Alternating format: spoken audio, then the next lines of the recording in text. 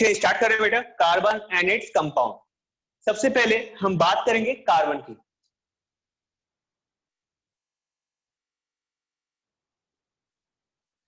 क्या है बेटा कार्बन, कैसा है, मेटल है या नॉन मेटल है? कार्बन कैसा है, मेटल है या नॉन मेटल है? Carbon is a non metal, ठीक है। हैविंग एटॉमिक नंबर कितना होता है बेटा इसका? Yes, atomic number equals to 6। atomic number equals to 6, so that electronic configuration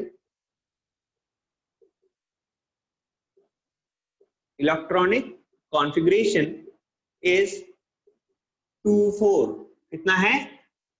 2,4। और यहाँ 2,4 लिखने का मतलब ये बताता है कि इसके आउटर मोस्ट ऑर्बिट में 4 इलेक्ट्रॉन है। कितने इलेक्ट्रॉन है? 4 इलेक्ट्रॉन, ठीक है। अगर इसके आउटर मोस्ट ऑर्बिट में 4 इलेक्ट्रॉन हैं तो बेचारा ये क्या करेगा? देखो, ना तो ये 4 इलेक्ट्रॉन दे सकता है, ना ही 4 इलेक्ट्रॉन ले सकता है। ना तो ये 4 इलेक्ट्रॉन दे सकता है, ना ही 4 इलेक्ट्रॉन ले सकता है to achieve its nearest noble gas configuration. इसकी सबसे पास की नोबल गैस कॉन्फिगरेशन को गेन करने के लिए इसे इलेक्ट्रॉन लेने पड़ेंगे।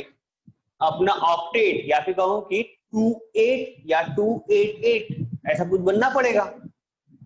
पर अगर ये ऐसा बनना चाहता है तो ये ना इलेक्ट्रॉन दे पा रहा है ना ले पा रहा है, ठीक है। इसके बावजूद आप देखोगे हमारे आसपास सारी की सारी चीजें, हर ऑर्गेनिक मैटर किससे बना हुआ है? कार्बन से बना हुआ है ना।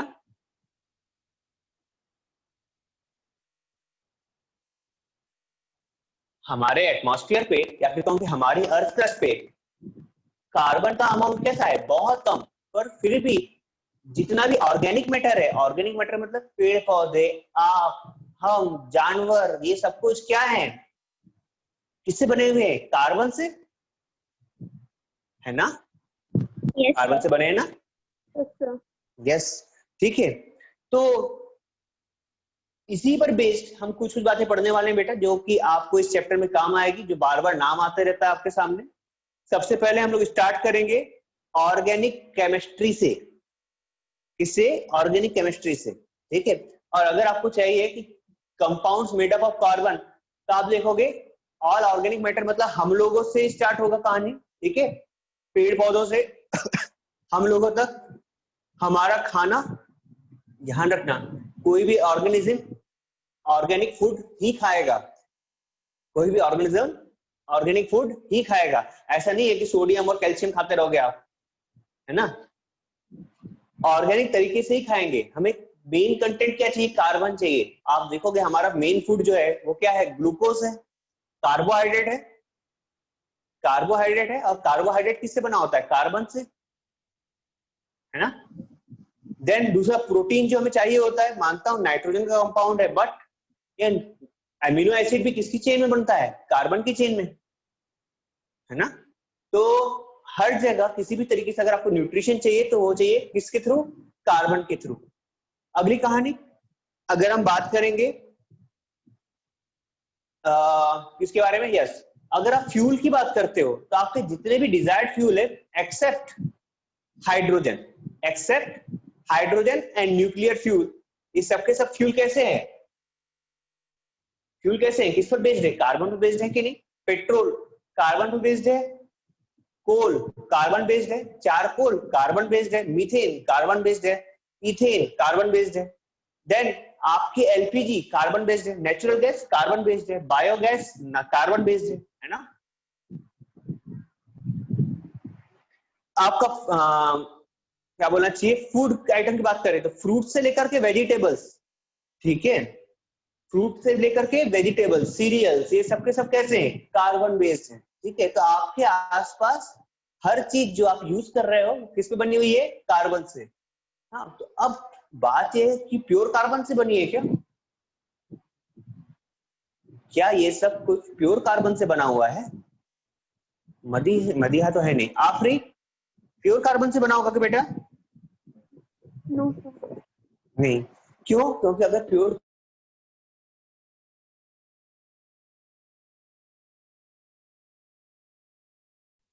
सर आपका म्यूट हो गया।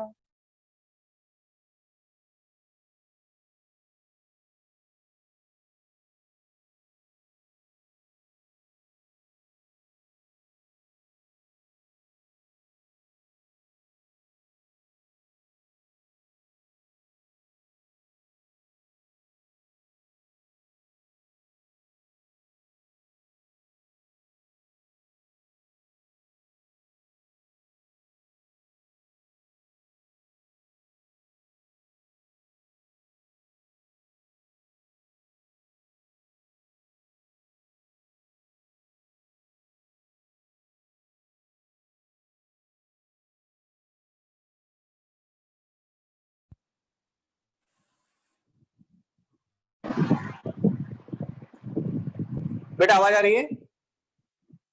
Yes sir. आज क्या थोड़ा पनिशमेंट दिया था मैंने बच्चों को।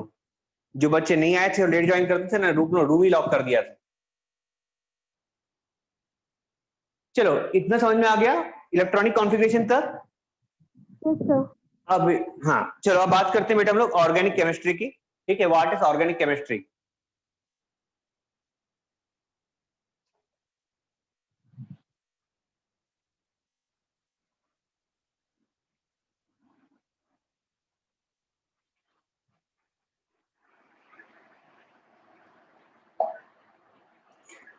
लिखेंगे ऑर्गेनिक केमिस्ट्री।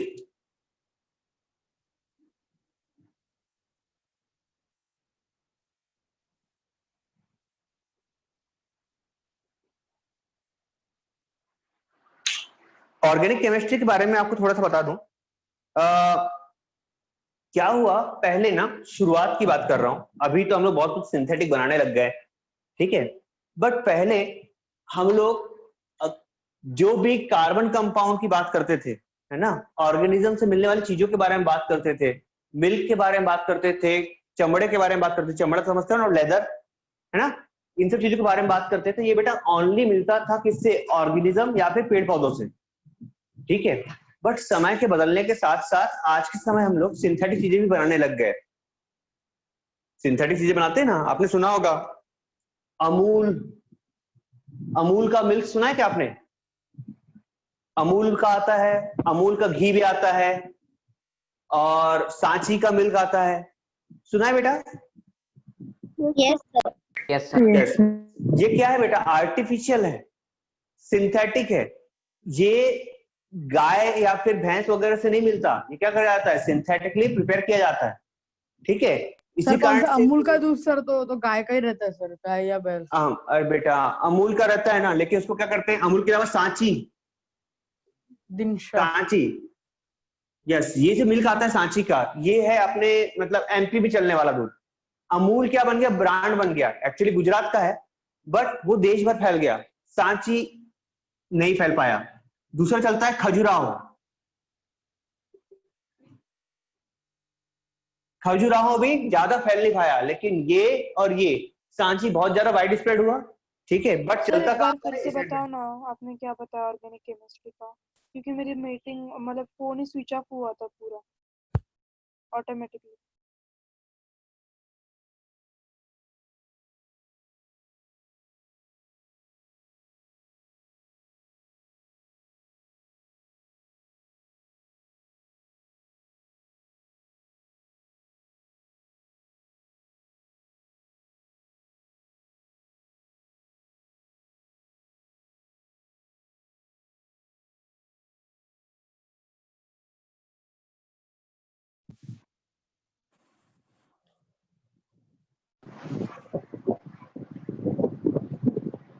ओह बेटा आवाज आ रही है ना अभी? वो ये बच्चे बार बार फोन कर रहे हैं। क्लास टाइम पे तो फोन नहीं किया करो बेटा। हाँ देखो, मैं बात कर रहा था मिल्क की। अगर मैं बात करता हूँ सिर्फ मिल्क की, ठीक है, तो बेटा हम लोग जो यहाँ पर लोकल में मिल्क खरीदते हैं, ठीक है, तो ये मिल्क किससे मिलता है? हमको जानवरों से मिलता है, जैसे कि गाय, भैंस, इन सब से मिलता है, ठीक है। और अगर बड़े शहरों की बात करो, अगर आप बड़े शहरों की बात करोगे, बड़े शहरों में क्या होता है बेटा, पब्लिक बहुत सारी होती है, ठीक है, बहुत ज्यादा पब्लिक है, और उन सबको छोटे छोटे वेंडर्स के थ्रू मिल्क वगैरह प्रोवाइड करना इतना आसान नहीं है, ठीक है। तो इस बड़ी पब्लिक को संभालने के लिए हमें जरूरत थी किसकी, सिंथेटिक मिल्क की, एक ऐसा मिल्क जो लोगों की जरूरत पूरी कर सके, ठीक है। अब सिंथेटिक मिल्क बनाया किससे गया, इसको बनाया गया बेटा सोयाबीन से। सोयाबीन तो देखा होगा ना, सोयाबीन घर में। Yes sir.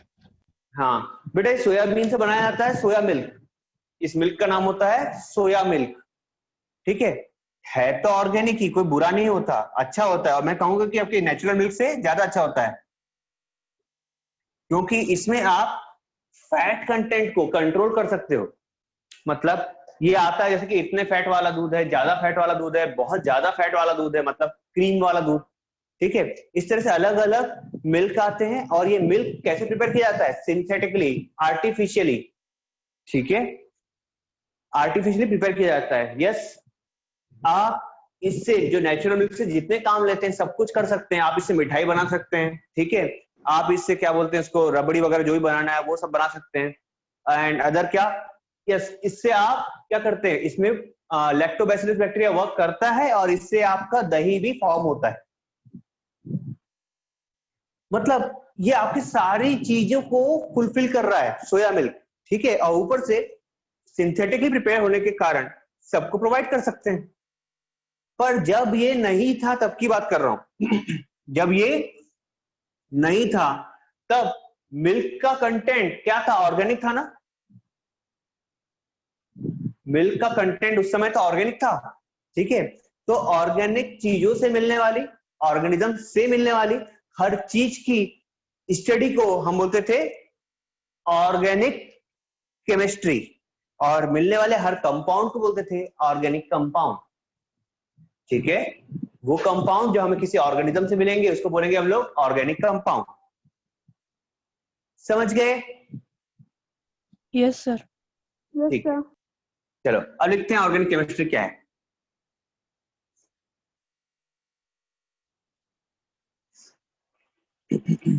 The compounds having organic origin, क्या, the compounds having organic origin,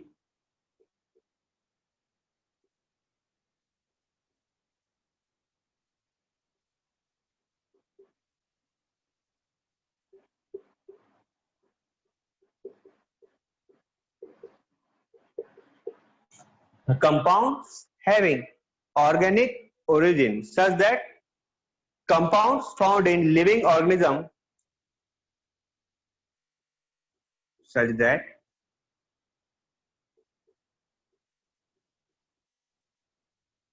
compounds found in living organism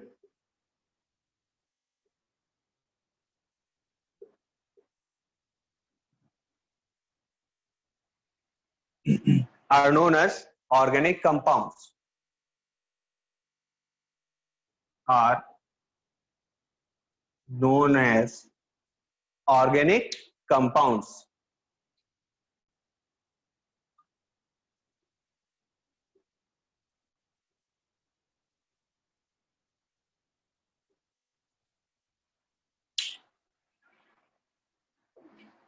And the branch of chemistry dealing with, and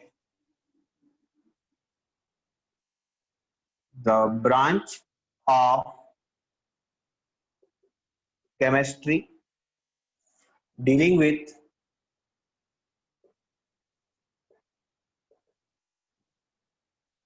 dealing with study of compounds, with study of compounds having organic origin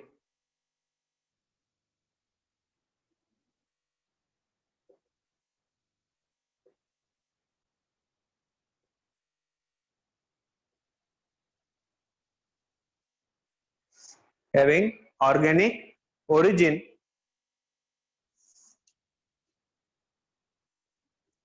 such that compound found in living organism, such that compound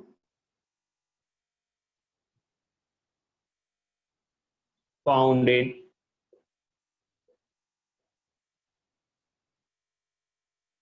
living organism is called organic chemistry. Is called organic chemistry.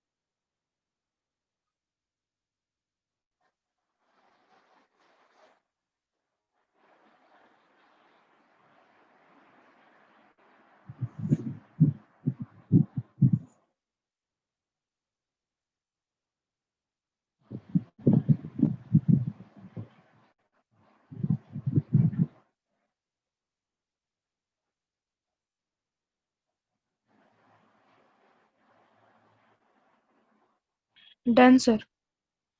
Done, good. देखो ये बात पुरानी हो गई। कौन सी? ये वाली। ठीक है, लिखो लिखो।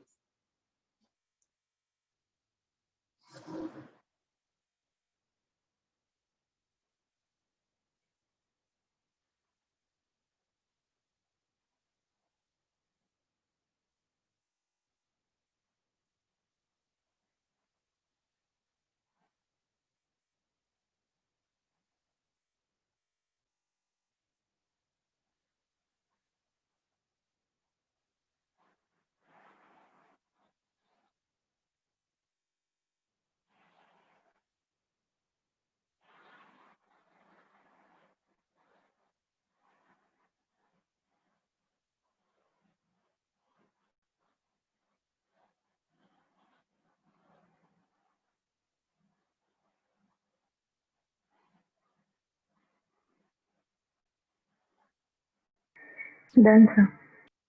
Done, okay.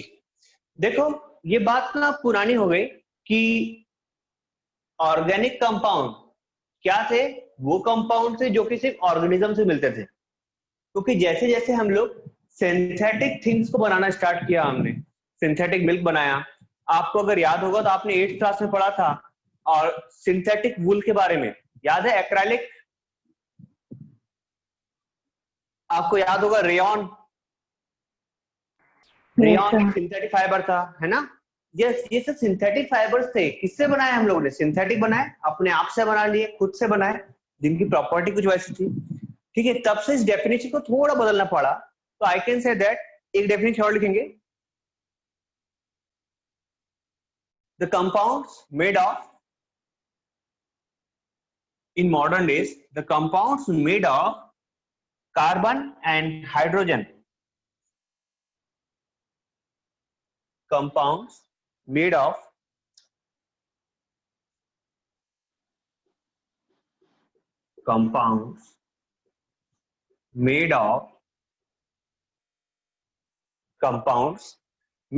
only carbon and hydrogen, of only carbon and hydrogen. Carbon and hydrogen, और कार्बन और हाइड्रोजन से मिलने वाली चीजों को बोलते हैं हाइड्रोकार्बन।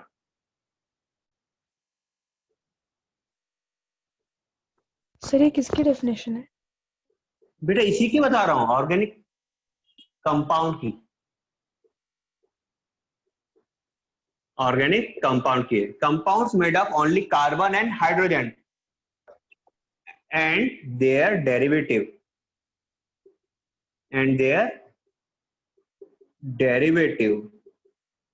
is known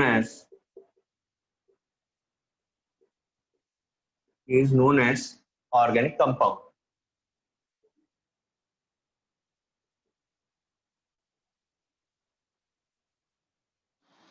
सबको क्लियर होगा कि ना ऑर्गेनिक कंपाउंड क्या होता है?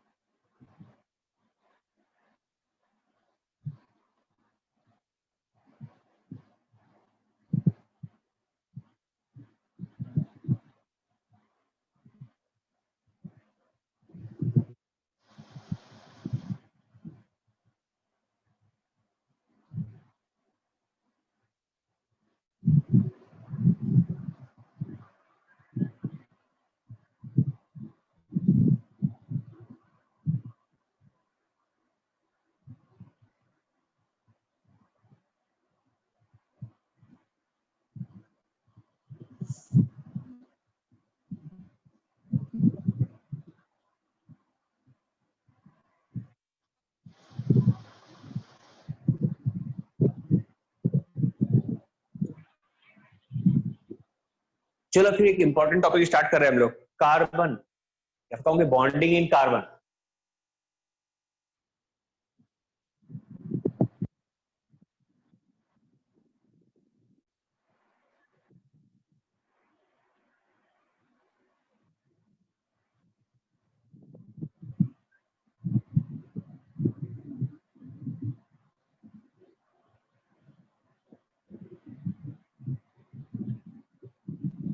Done sir. Done, good.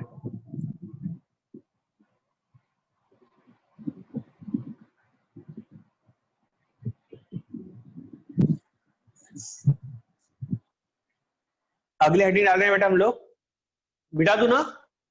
Yes sir, मिटा दो। ठीक है, चलो अब स्टार्ट करें बेटा। इंपॉर्टेंट टॉपिक यहां से स्टार्ट हो रहा है, अभी तक तो इंट्रोडक्शन था, अब यहां से है आपके मेन टॉपिक्स। और अगर ये समझ में आया तो टॉपिक्स या फिर कहूँ चैप्टर इजीली समझ में आएगा। ठीक है बेटा, देखो ये बिल्कुल मैथ जैसा है, कार्बन कंपाउंड या फिर कहूँ कि ऑर्गेनिक केमिस्ट्री बिल्कुल मैथ की तरह है। ठीक है, आपने एक स्टेप भी छोड़ दी तो ये समझ लेना कि आपको ये नहीं बनेगा, और ये स्टेप बाय स्टेप बढ़ता जाएगा। इस साल, नेक्स्ट ईयर, फिर 12th में, फिर अगर आपने उसके बाद भी केमिस्ट्री जारी रखा तो उसके बाद में भी ये आगे बढ़ता ही जाएगा। ठीक है, ये स्टेप वाइज चलता है। ठीक है, तो आप केमिस्ट्री का कोई भी चैप्टर छोड़ो चलेगा, पर ऑर्गेनिक केमिस्ट्री में नहीं चलेगा, ऑर्गेनिक केमिस्ट्री में नहीं चलेगा। ठीक है, तो हम लोग स्टार्ट कर रहे हैं bonding in carbon, the covalent bond.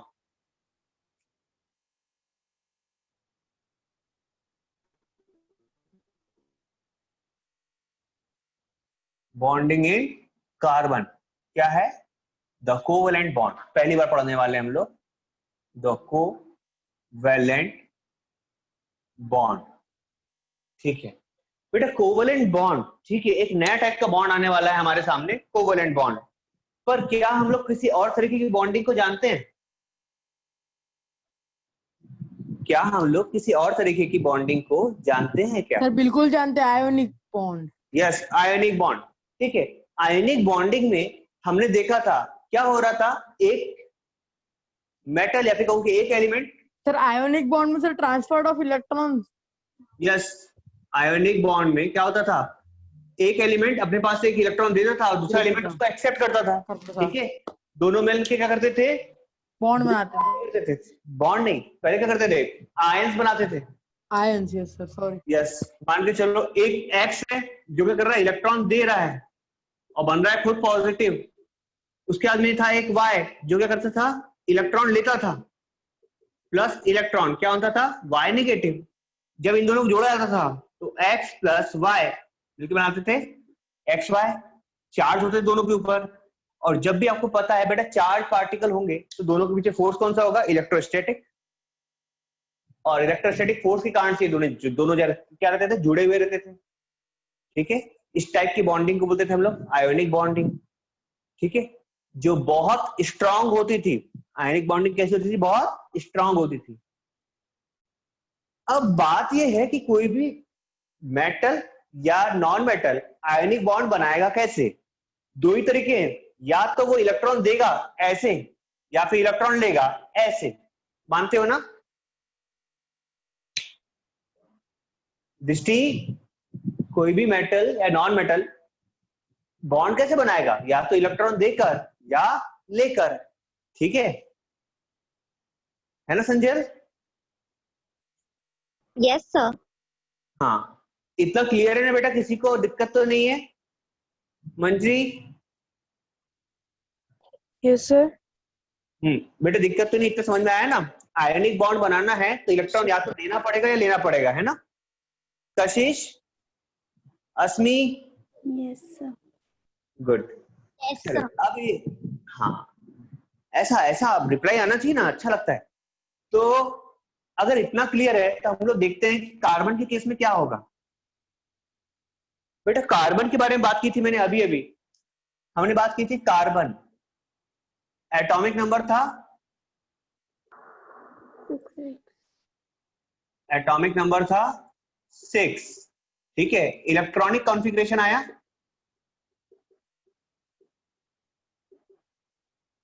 क्या आया था बेटा, 2-4। यस 2-4। बेटा इसके आउटर मोस्ट शेल में कितने इलेक्ट्रॉन है, 8।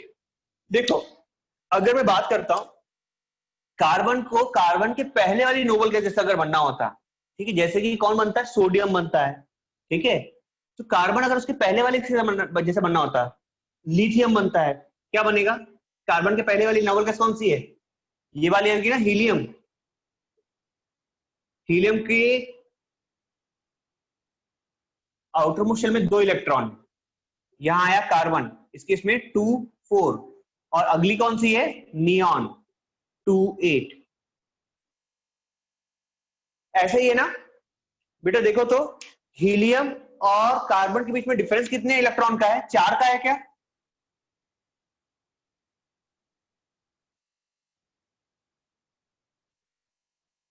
और कार्बन से नियॉन के बीच का डिफरेंस कितना है, 4 का है ना?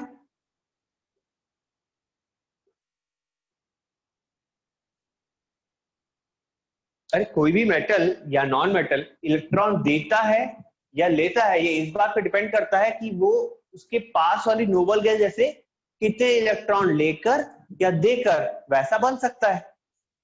ठीक है, तो कार्बन अगर हीलियम जैसा बनना चाहेगा तो उसको 4 इलेक्ट्रॉन निकालने पड़ेंगे, इसलिए 4 इलेक्ट्रॉन। अगर इसके जैसा बनना चाहिए तो 4 इलेक्ट्रॉन लेने पड़ेंगे, कितने लेने पड़ेंगे, 4। बेटा डिफरेंस तो सेम आ गया, 4 इधर भी और 4 इधर भी, है ना? आर्यवर्धन समझा कि नहीं? सर मेरे को समझ गया सर, रिप्लाई समझ गया क्या? गुड। अभी देखो 4 इलेक्ट्रॉन्स इधर भी और 4 इलेक्ट्रॉन्स उधर भी, किसी को डाउट है तो पूछो बेटा, कोई डाउट नहीं रखना मन में।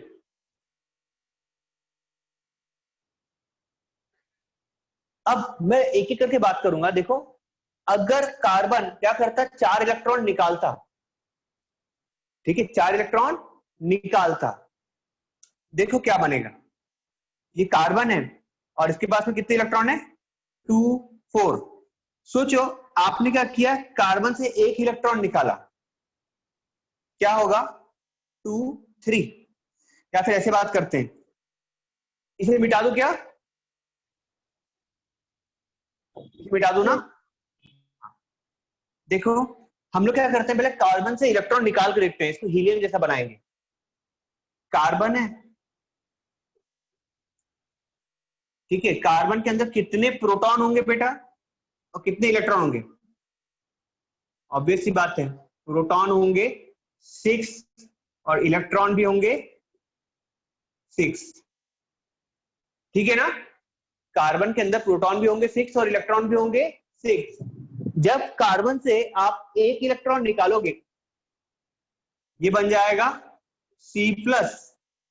क्या बन जाएगा C+।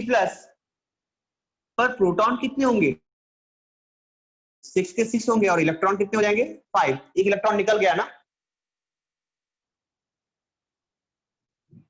बहुत शांत है, मुझे लग रहा है दाल में काला। बेटा समझ में आ रहा है ना। Yes, sir. Yes, हाँ sir.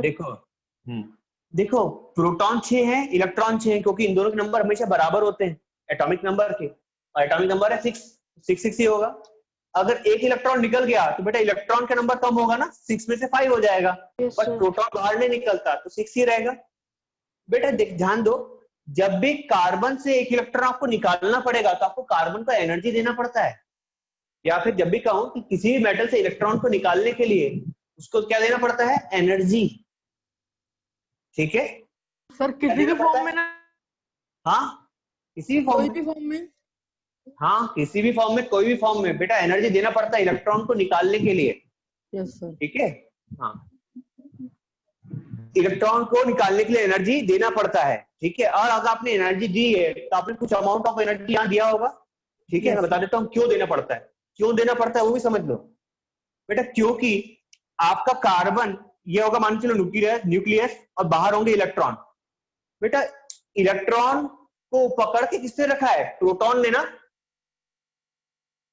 इलेक्ट्रॉन्स को किसने पकड़ रखा है प्रोटॉन ने, थ्रू इलेक्ट्रोस्टैटिक फोर्स या फिर कहूंगी न्यूक्लियर फोर्स, है ना। एटम के अंदर इलेक्ट्रॉन्स को पकड़ के रखने वाला तो प्रोटॉन ही है, और अगर प्रोटॉन है उसने पकड़ के रखा है तो 6 प्रोटॉन 6 इलेक्ट्रॉन को पकड़ के बैठे हैं।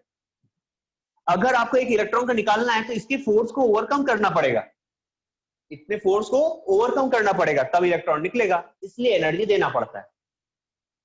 पर क्या होगा एक इलेक्ट्रॉन निकल गया, अब आप ट्राई करोगे ना दूसरा इलेक्ट्रॉन निकालने के लिए। सोचो दूसरा इलेक्ट्रॉन निकालने के लिए तो हमारे पास में इस बार कहानी कैसी होगी। 6 प्रोटॉन है जो 5 को पकड़ के बैठे हैं। बेटा इस बार ताकत और ज्यादा लगाना पड़ेगा, मतलब जो एनर्जी आप लगाओगे इस बार वो और ज्यादा होगी, है ना। इसमें जो एनर्जी लगी उससे और ज्यादा एनर्जी लगाना पड़ेगा इस केस में। तो पर आप प्रोटॉन 6 है और इलेक्ट्रॉन 5, ठीक है, और निकाल ही लिया तो अब नई कहानी कैसी होगी। प्रोटॉन हो जाएंगे 6, इलेक्ट्रॉन हो जाएंगे 4। प्रोटॉन हो जाएंगे 6, इलेक्ट्रॉन हो जाएंगे 4। इसका मतलब अब कार्बन के 4 इलेक्ट्रॉन्स को पकड़ने के लिए 6 प्रोटॉन हैं, और ये 6 प्रोटॉन ऑब्वियस सी बात है इस इलेक्ट्रॉन्स को क्या करेंगे बहुत स्ट्रांगली पकड़ के रखेंगे। आप उनको इतनी इजीली रिमूव नहीं कर पाओगे, है ना। इतने इजीली रिमूव करना आसान नहीं होगा। अब बेटा अगला अगर आपको नेक्स्ट इलेक्ट्रॉन निकालना है तो आपको इवन हाई एनर्जी देना पड़ेगा। वैसे ही आप यहाँ पे एनर्जी दे चुके हो, यहाँ पर और ज्यादा दिया, और थर्ड एनर्जी जो दोगे वो और भी हाई होगी C3+। क्या करना पड़ेगा बहुत ज्यादा एनर्जी देने के बाद में भी यहाँ पे क्या हो जाएगा P तो 6 ही रहेगा, और इलेक्ट्रॉन का नंबर कितना हो जाएगा 3।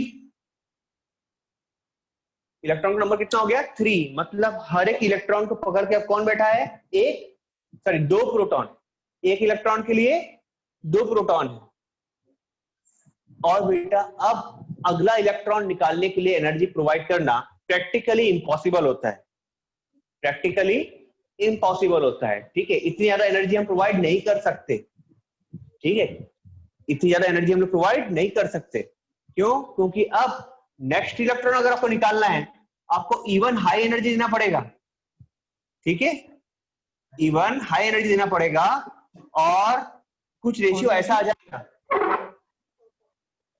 हाँ रेशियो ऐसा आ जाएगा। ठीक है, जो एनर्जी हम लोग इलेक्ट्रॉन को निकालने में देते हैं उसका नाम होता है आयोनाइजेशन एनर्जी। क्या बोलते हैं बेटा आयोनाइजेशन। क्या जी सर। ठीक है, यहाँ पर जो एनर्जी देंगे वो कम होगी, यहाँ सेकंड ज्यादा और ज्यादा और ज्यादा। पूरा पानी गिर गया। अरे बेटा तो माइक बंद कर बेटा। सबको क्लियर हो गया? Yes sir. यस। क्यों कार्बन 4 इलेक्ट्रॉन नहीं निकाल सकता, क्लियर हुआ ना। 2 3 तक ठीक है बेटा, 3 में भी मुश्किल होने लगती है, 3 इलेक्ट्रॉन निकालना भी इतना आसान नहीं होता, पर चलो हम ये भी मान लेते हैं 3 निकाल लेगा, पर 4th इलेक्ट्रॉन की हम एनर्जी प्रोवाइड नहीं कर सकते, सो दैट कार्बन 4 इलेक्ट्रॉन नहीं निकाल सकता। अब बात करेंगे इलेक्ट्रॉन लेने की, इसी के नीचे बनाए। अब देखो कार्बन अगर इलेक्ट्रॉन लेना चाहेगा तो क्या बनेगा, यही कहानी है। कार्बन नंबर ऑफ प्रोटॉन्स कितने, 6, नंबर ऑफ इलेक्ट्रॉन्स कितने, 6, कितने ले सकता है, 4 ले सकता है। सोचो उसने पहला इलेक्ट्रॉन लिया, क्या बनेगा, C minus, number of proton कितने होंगे 6 और नंबर ऑफ इलेक्ट्रॉन कितने हो जाएंगे 7, है ना बेटा। एक बात तो पता होगी आप लोगों को कि इलेक्ट्रॉन को कैप्चर करने के लिए और इलेक्ट्रॉन को संभाल के रखने के लिए कौन रिस्पॉन्सिबल है, प्रोटॉन।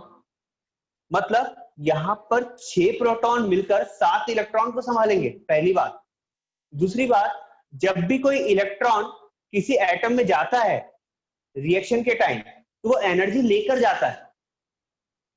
यहां पर एनर्जी लगी थी निकालने में, ठीक है, जब इलेक्ट्रॉन किसी में जाएगा तो एनर्जी लेकर जाएगा, ये बात भी नहीं है आपके लिए, है ना, एनर्जी लेकर जाएगा। क्यों, अब इस कार्बन के पास में एक्स्ट्रा एनर्जी है, नेगेटिव चार्ज आ गया, ठीक है। अगला एक और इलेक्ट्रॉन जब आप इसमें डालोगे क्या हो जाएगा, C2 माइनस, P6 ही रहेगा, बट इलेक्ट्रॉन कितने हो जाएंगे 8। बेटा ये बात समझ लो कि 6 इलेक्ट्रॉन के लिए 8, 6 प्रोटॉन के लिए 8 इलेक्ट्रॉन्स को संभालना मुश्किल है, क्या है, मुश्किल है। ऊपर से कार्बन जैसे छोटे से एलिमेंट पर, कार्बन का साइज कैसा होता है, बहुत छोटा होता है, कार्बन जैसे छोटे से एलिमेंट के लिए, कार्बन के लिए इतने सारे इलेक्ट्रॉन को संभालना मुश्किल था। क्यों, क्योंकि छोटा साइज होने के कारण से नंबर ऑफ इलेक्ट्रॉन्स क्या हो गए थे, पास पास आ रहे थे। इलेक्ट्रॉन्स कैसे होंगे, पास पास आएंगे, और पास पास आएंगे तो क्या होगा, रिपल्शन आएगा।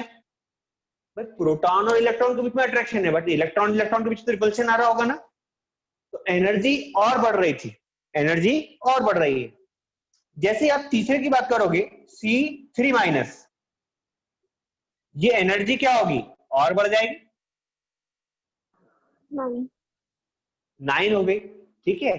तो यहां पर ही आपको कार्बन फेल होने लगता है कि यार कार्बन एक तो इतनी ज्यादा एनर्जी बर्दाश्त नहीं कर सकता, दूसरी बात इन 4 प्रोटॉन्स के लिए, सॉरी 6 प्रोटॉन्स के लिए 9 इलेक्ट्रॉन्स को संभालना मुश्किल है, 9 इलेक्ट्रॉन्स को संभालना मुश्किल है, ये अनस्टेबल होने लगा, ठीक है। आप इसमें चाहो तो इलेक्ट्रॉन जोड़ सकते हो, पर ये क्या करेगा, अनस्टेबल होने के कारण से कभी भी इलेक्ट्रॉन को लूज कर देगा।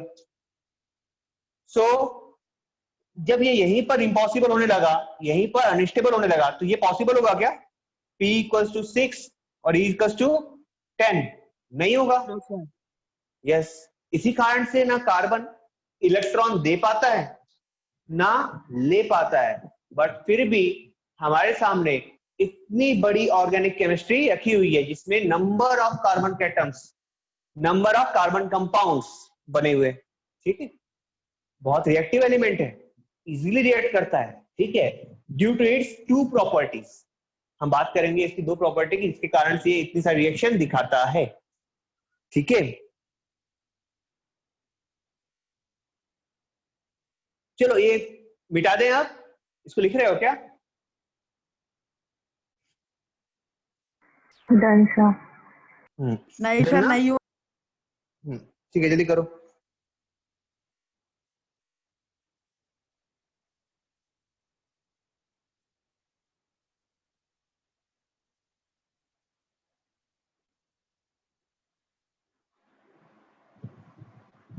पांच मिनट है, मैं सोच रहा हूं कि ये पॉइंट लिखा देता हूं आपको।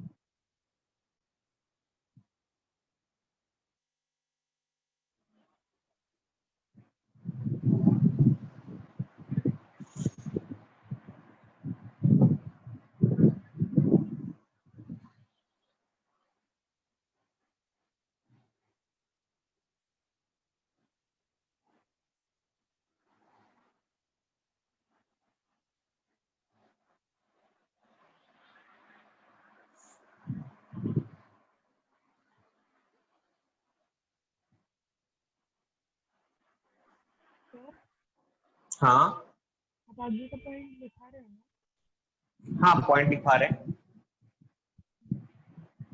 ये बच्चों का लिख के हो जाए बस। बेटा जल्दी से लिखो तो। हो गया सर। हो गया ना? Yes sir. गुड। देखो जल्दी जल्दी लिखेंगे बेटा, है ना?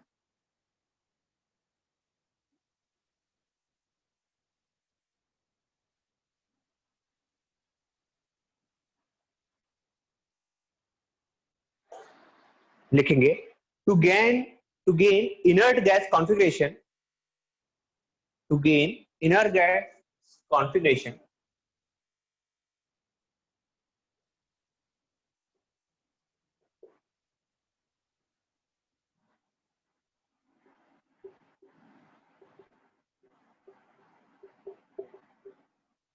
to gain inert gas configuration,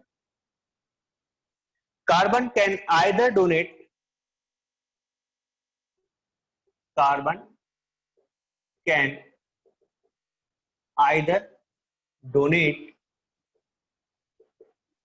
four electrons, or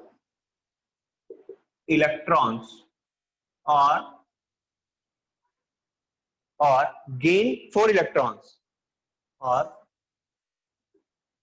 gain four electrons, but it cannot do so. But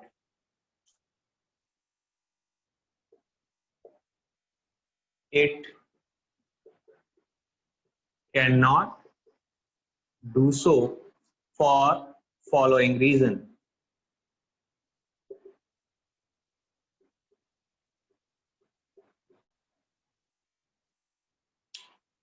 पहले वाला रीजन समझ में आ गया था हम लोगों को, क्यों सर नहीं दे नोबल सकता? हाँ सर क्या नोबल बेटा? नोबल गैस या इनर्ट गैस, नोबल गैस को बोलते हैं बेटा, सर वो थोड़ा नोबल ही है। हाँ, idol gas, noble gas, inert gas, ये सब एक ही है। ठीक है, देखेंगे carbon is a small atom,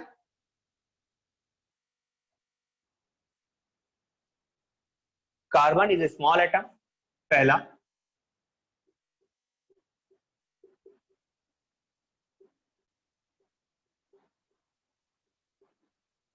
Carbon is a small atom and its valence electrons are and its valence electrons are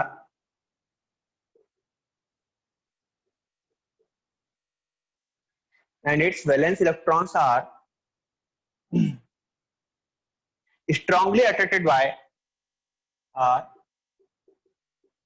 strongly attracted by its nucleus, strongly attracted by its nucleus. Therefore, it cannot be loose.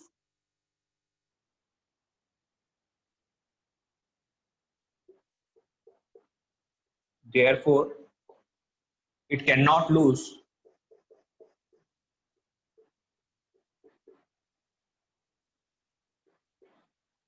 four electrons.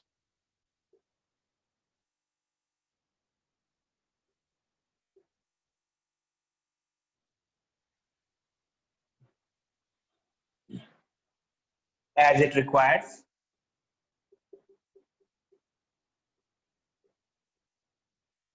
large amount of energy.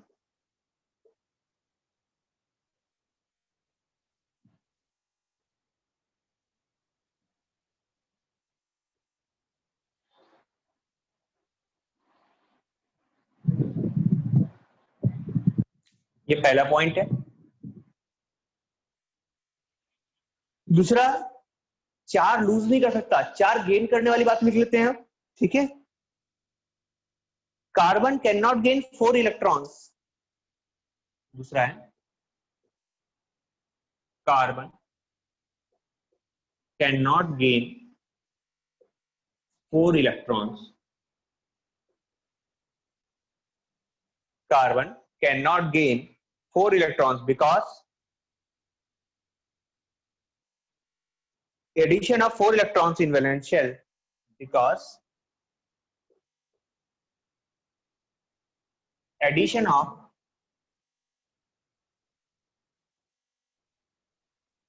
four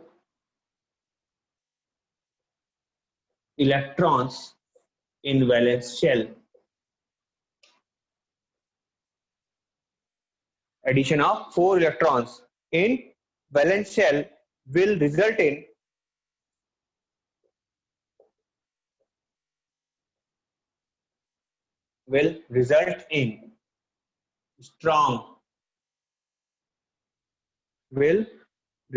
strong electronic repulsion, strong electronic repulsion between 8 electrons.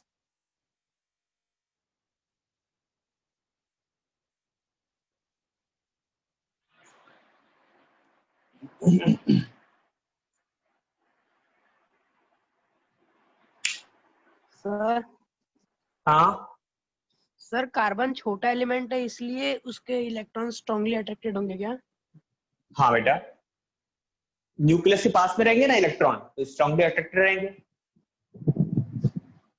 वैसे भी आपको तो पता ही है, जो atom जितना बड़ा होता है उससे इलेक्ट्रॉन निकालना उतना आसान होता है, हमने पीरियोडिक क्लासिफिकेशन में पढ़ लिया। सर बिल्कुल सर, क्योंकि फ्रीली स्पेस रहेगी sir outer most shells. Yes, जितने दूर रहेगा उतना सर, क्योंकि आराम से मिलेगा। न्यूक्लियस से दूर है ना सर, चार्जेस हाँ। तक अट्रैक्ट नहीं रहेगा। बिल्कुल ठीक, पास में रहेगा तो निकालने में दिक्कत होगी, ठीक है। जबकि देखो यहाँ पर क्या हो रहा है, 4 इलेक्ट्रॉन पास में रिपल्शन बढ़ रहा है। यहाँ पर एक लाइन और लिखना बाकी है मेरा, ठीक है।